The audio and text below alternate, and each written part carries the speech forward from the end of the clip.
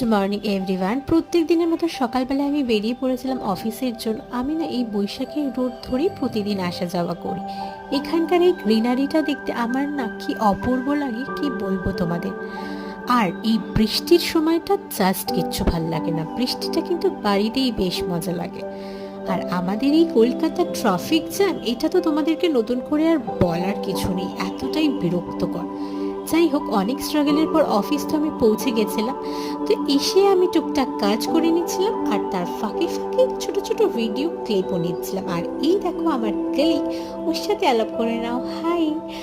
So এভাবেই আমার চলতে থাকে প্রতিদিনের জার্নি। রোজ রোজ তোমাদের দেখানো হয় না, বাট তোমরা যদি দেখতে চাও এরকম ছোট ছোট শর্টসের মাধ্যমে, সেটা আমাকে ডেফিনেটলি কমেন্ট করে জানিও।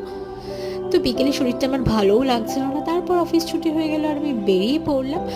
আর র্যাপিডও করে নিয়েছিলাম, তারপর আমি ইলিশ মাছ কিনে বাড়ি চলে গেছি।